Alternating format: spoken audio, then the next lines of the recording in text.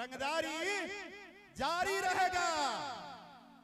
भारी है भारी था भारी रहेगा,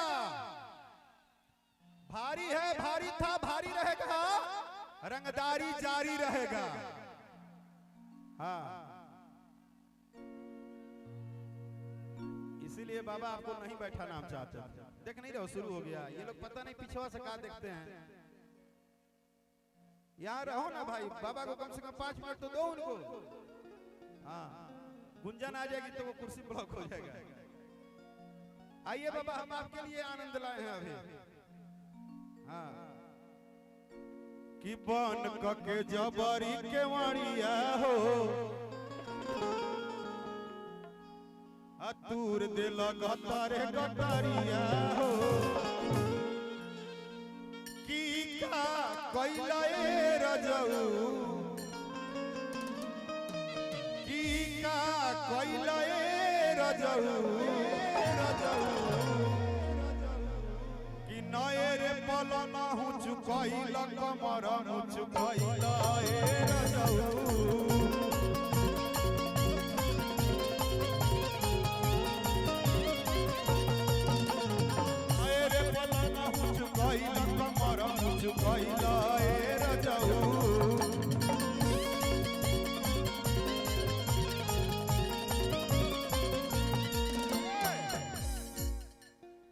ऐसे थोड़े होता है जैसे तुम लोग कर रही हो, जैसे बक्सर में होता है वैसे करो।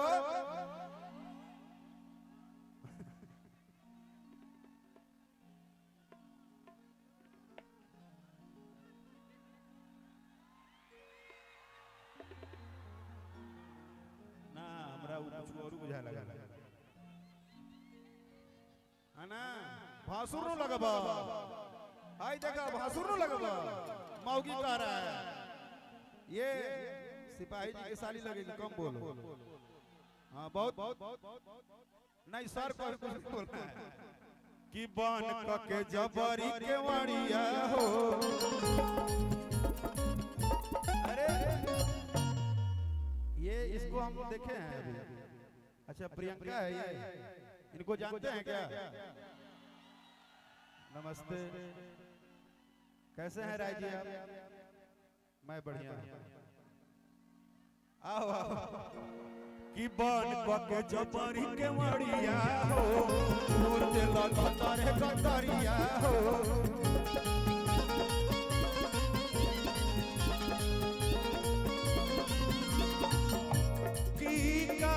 कैला रजऊ, का कैला रजऊ, अरे नए रे पलना हूँ चुकैला कमर हूँ चुकैला रजऊ।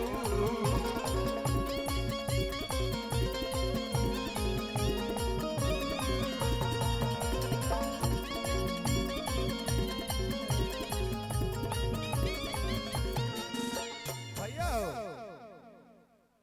कि खेले में खेलावाना हो, अब फूटल फुलावाना,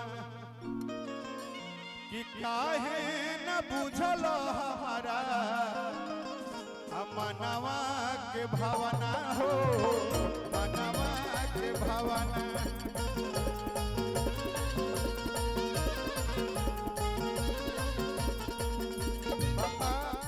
ऐसा ने कुछ गीत रहे नो कि बथ तक मर पोरे पोरे ए राजा तनी जाई ना बहरिया। इतना परेशान नहीं करेंगे बाबा। हर की कोरे में सट के उलट के पलट के अकेले बड़ा दहिया दूर हो,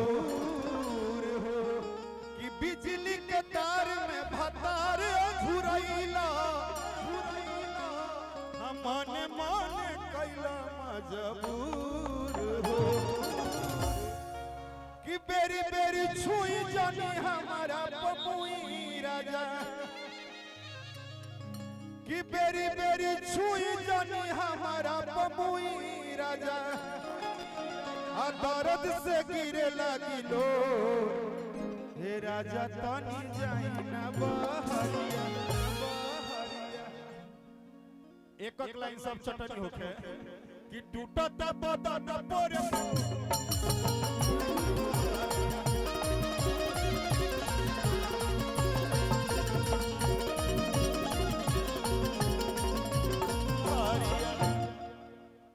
अब का अरे कि बेरी बेरी छुआ तानी होई का कि बेरी बेरी छुआ तानी होई का ए राजा तू तो जवान हमलई का ए राजा तू तो जवान हमलई का कि कना बलिया उठल लिया अभी बाटे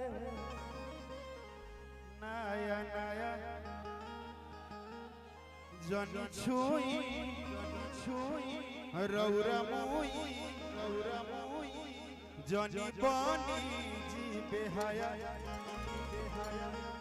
कि कचबा जवानी हमर भाई का हर की कचबा जवानी हमर भाई का ए राजा तू तो जवान हमल ए राजा तू तो जवान हमलई का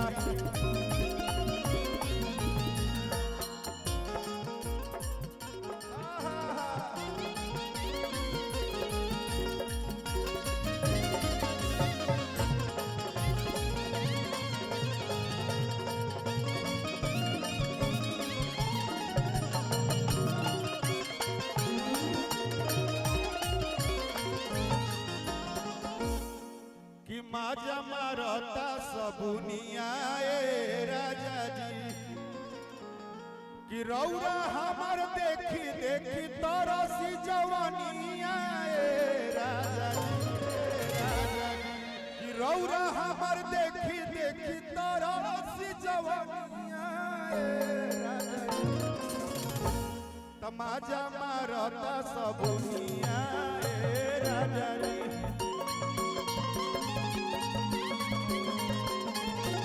आजा मारता सबुनिया ए राजा जी